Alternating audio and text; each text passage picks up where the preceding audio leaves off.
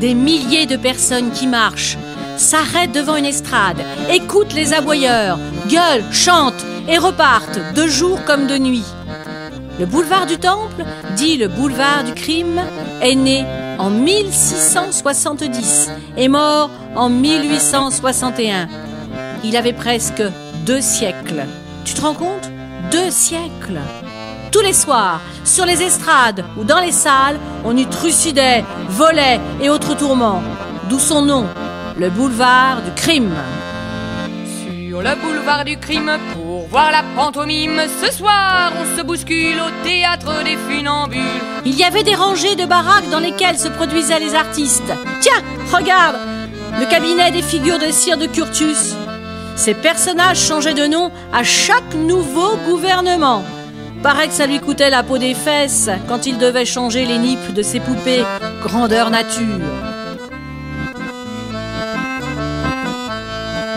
Sur le boulevard du crime, pour voir la pantomime, ce soir on se bouscule au théâtre des funambules. Les amours de Pierrot, ça fait pleurer Margot et rire dans la tourmente le Paris de 1830. Masque son verre damas pour des danses fantasques et la foule coasse au milieu du carnaval des grimaces. Mais dans la foule qui rit de Pierrot, il y a toujours un arlequin. Dans la vie faut des arlequins, sans quoi l'amour ce ne serait que des mots. Aussi lorsque Pierrot sourit, c'est là envers les amants du paradis. Bah des anges, il y en avait aussi.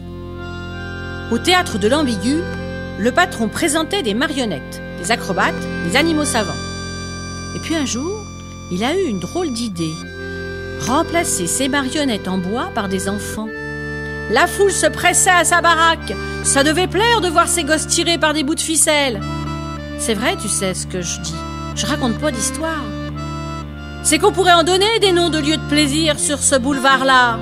Le théâtre des délassements, avec Mademoiselle Lolotte, qui joue la belle indienne en montant dans les astres. Le théâtre des associés, qui devint le théâtre patriotique, révolution oblige. À l'Ambigu, on a lancé le mélodrame avec cartouche drame en 5 actes, histoire de rappeler au peuple de Paris quelques souvenirs. Ça s'ouvrait dans tous les coins, ça faisait rire ou pleurer, qu'importe, on se changeait les idées. Ce soir, on se bouscule au théâtre des funambules. Les amours de Pierrot, ça fait pleurer Margot et rire dans la tourmente le Paris de 1830.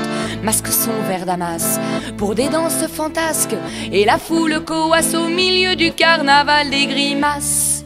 Au début du 19e siècle, changement de chanson. 25 théâtres sont démolis. On sépare encore une fois Paris en deux.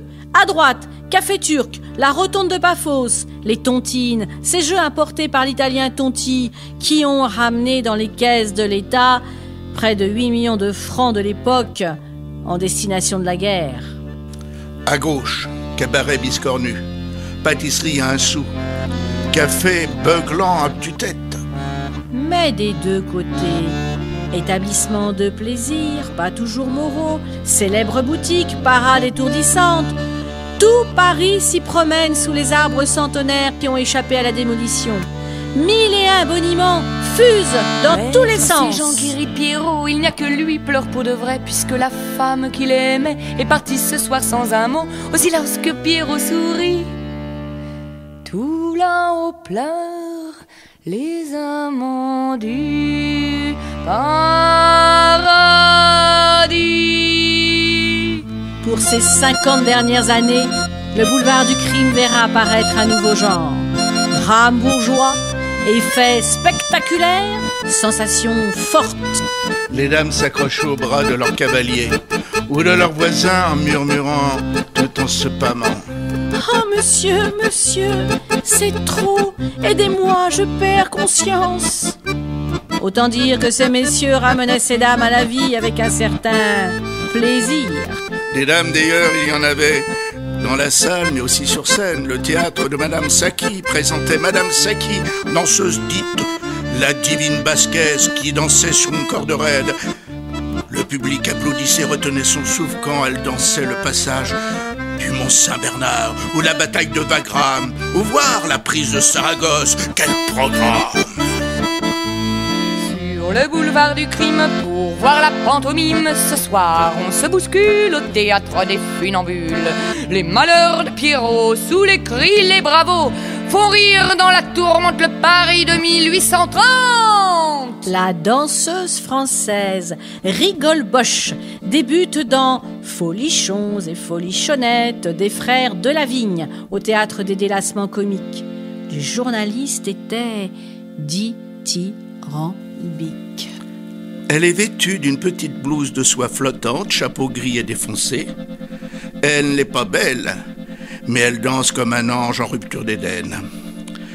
Elle a une élégance, une témérité, une souplesse de rein d'un risqué. Des effets de bras, d'une extravagance et des effets de jambes, surtout les jambes. Incendiaire à faire voir 36 chandelles. Oh, la morale!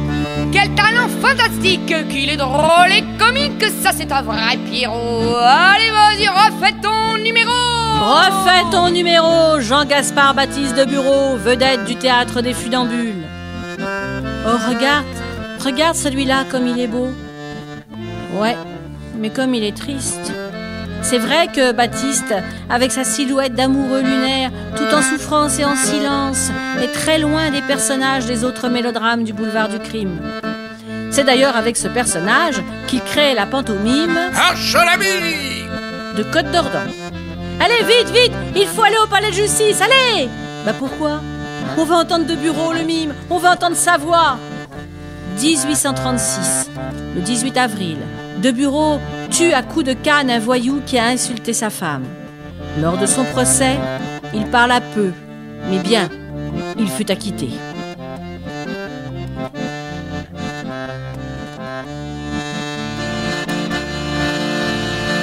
Sur le boulevard du crime, pour voir la pantomime, ce soir on se bouscule au théâtre des funambules. Sur le boulevard du crime, il y en avait de la concurrence. Théâtre des folies dramatiques. Théâtre impérial. Cirque lyrique. Le café de l'épi scié. Les automates de Tévanlin. Théâtre des jeunes troubadours. Les ombres chinoises de Urbain. Théâtre de la Malaga. Le café chinois. Le théâtre des pygmées. Théâtre lyrique. Le café Yon.